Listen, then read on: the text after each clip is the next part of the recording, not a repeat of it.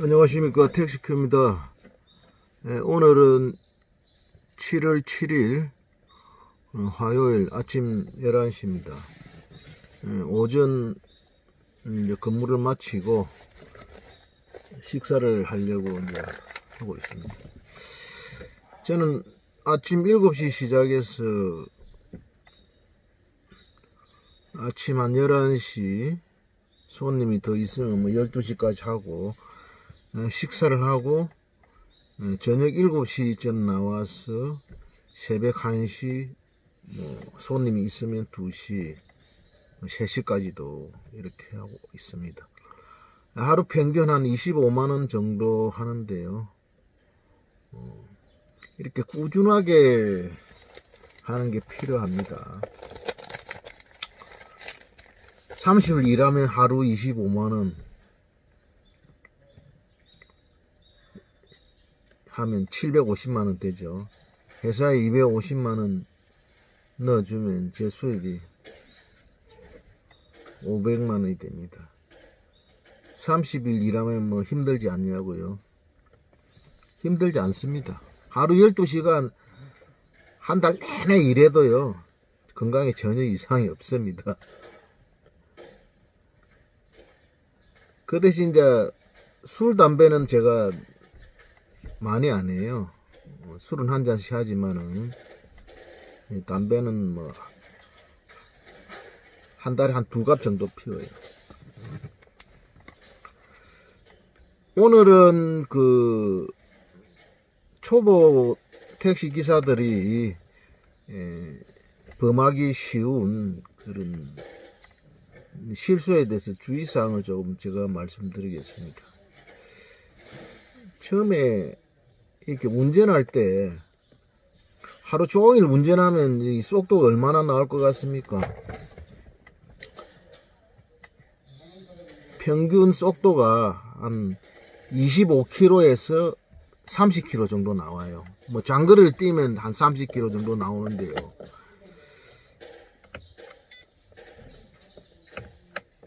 이 정속 운전을 해야 됩니다. 정속 운전. 그러니까 과속을 한다든지 그렇게 할 필요가 없어요. 시내는 뭐 그렇게 과속 할 수 있는 도로가 아닙니다. 처음에 이제 운전하다 보면 그 신호 위반 조심하셔야 돼요. 신호 위반 7만 원이거든요. 신호 위반 7만 원인데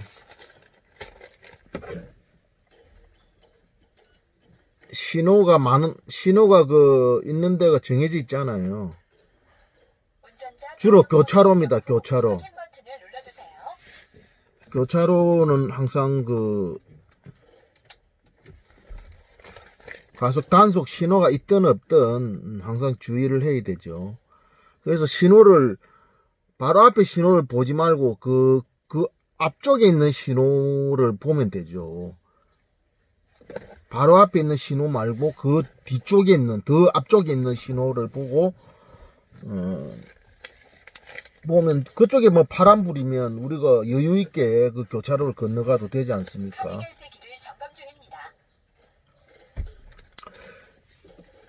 신호 위반 특히 교차로에서 주의하시면 되고, 그 다음에 그 주정차 위반, 저는 뭐 길에다 차를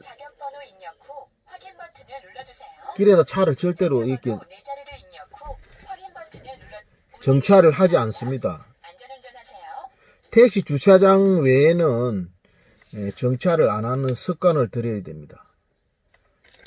그리고 이제 속도 위반 32,000원이지 않습니까? 속도도 이게 과속이 아주 심하면 10만원까지 나옵니다.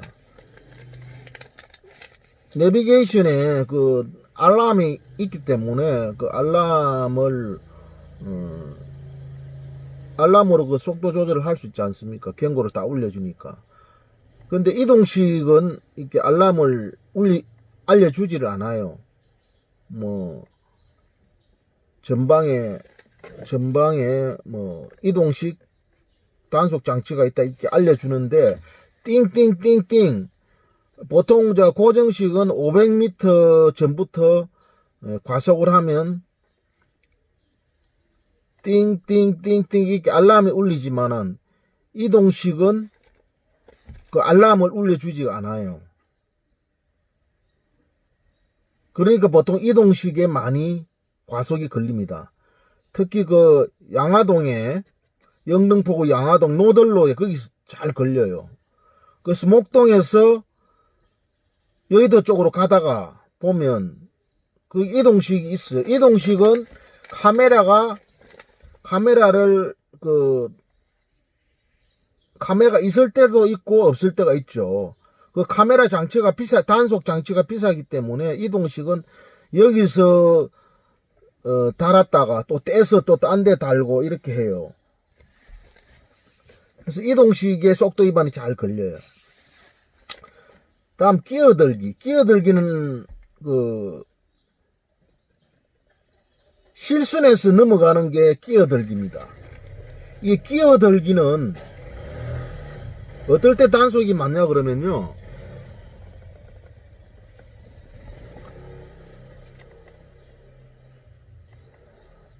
끼어들기는 보통 그 경찰관이 그쪽에서 다 기다리고 있어요. 끼어들기가 심한 곳이. 예를 들어, 구반포에서 그 흑식동으로 가다 보면 그 동작대교로 넘어가는 데가 있고, 현충로로해서 흑식동 넘어가는 데가 있어요. 근데 거기서도 제가 그 단속 경찰한테 걸렸는데, 끼어들기는 그 실선으로 해서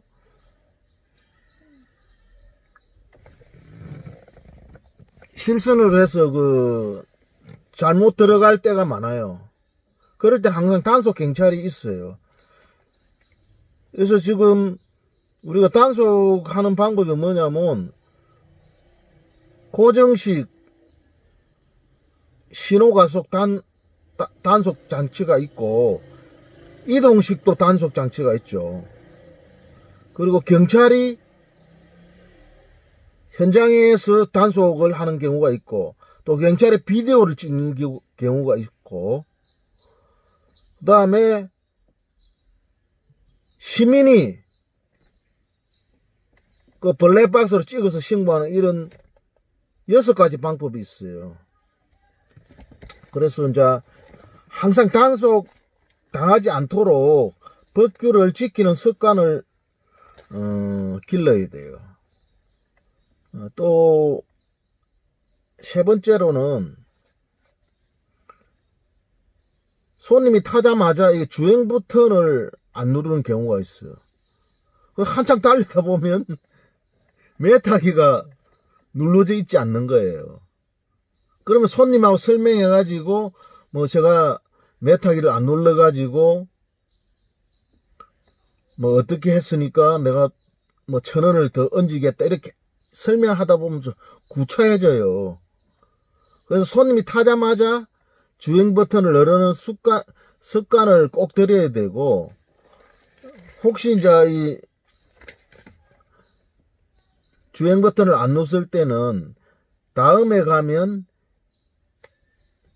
대중교통 거리 계산하는 방법이 있어요. 그 시기에 들어가면 택시 요금이 나옵니다. 그거를 가지고 설명해서 이제 손님들한테 이제 요금을 받을 수도 있고 또 네 번째는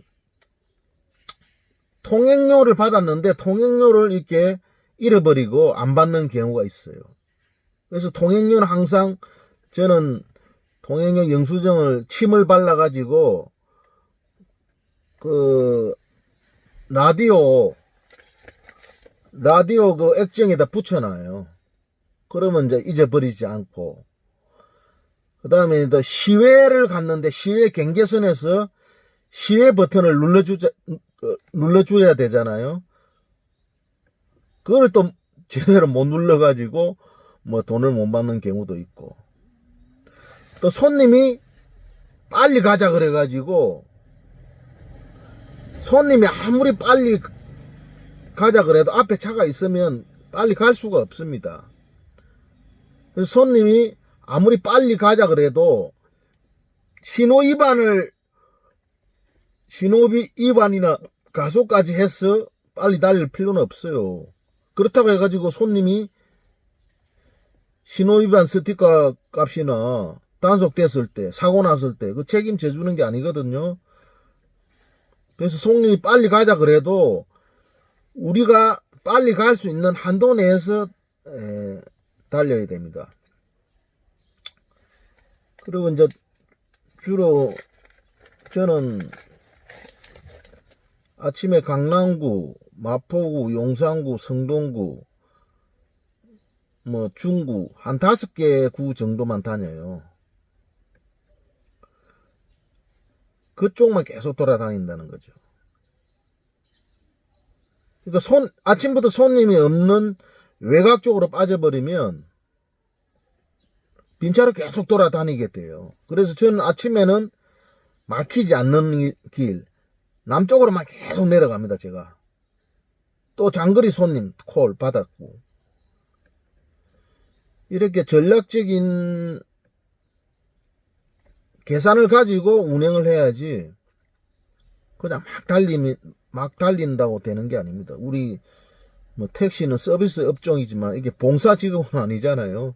시간당 2만원은 올려야 돼요. 그래서 차 헤더, 차 앞쪽을 어느 방향으로 두는가를 항상 고민을 해야 돼요. 차 앞쪽은 내가 지금 가는 방향에 손님이 있을 것이다. 또 내가 가는 방향이 도로가 별로 안 막혀서 매출이 많이 오를 것이다. 이런 생각을 가지고 운행하는 습관을 들여야 매출이 올라갑니다. 또 궁금한 사항은 저한테 문자로 남겨주시거나 제가 운행하고 있는, 제가 오퍼레이팅 하는 그 밴드에 올려주시거나 문자로 알려주시면 제가 설명드리겠습니다. 자, 감사합니다. 택시큐.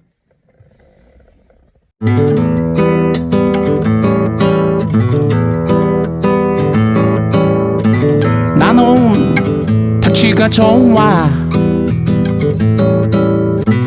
서울 택시가 좋아. 나는 택시가 좋아. 서울 택시가 좋아. 나의 영혼을 팔지 않아도 돼. 나의 미래를 새로 설계해. 카카오와 티맵으로 거리도 쏠쏠하지. 택시큐를 높이면 500도 가능하지. 택시큐. 나는 택시가 좋아. 서울 택시가 좋아. 힘든 청춘을 위로하고 싶어. 힘찬 생생한 박수를 받고 싶어.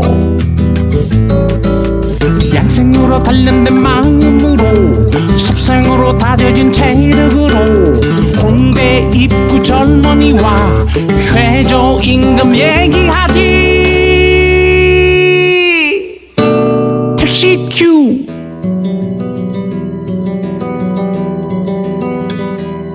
어둠의 터널 지나가게 해주었지. 인생의 희망 다시 보게 해주었지.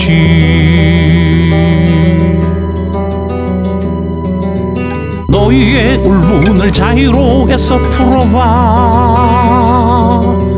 너희의 서름을 올림픽에서 외쳐봐. 쉽게 포기하는 것은 개웃기는 짓이야. 서울 택시 도전하는 당신이 주인이야.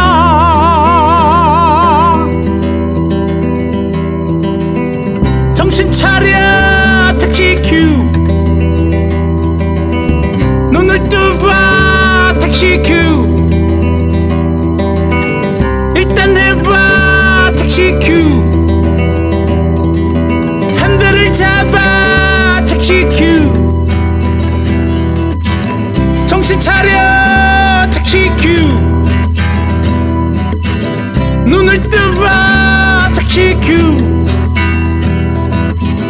일단 해봐 택시 큐 핸들을 잡아 택시 큐 정신 차려 택시 큐 눈을 뜨봐 택시 큐 일단 해봐 택시 큐 핸들을 잡아 택시 큐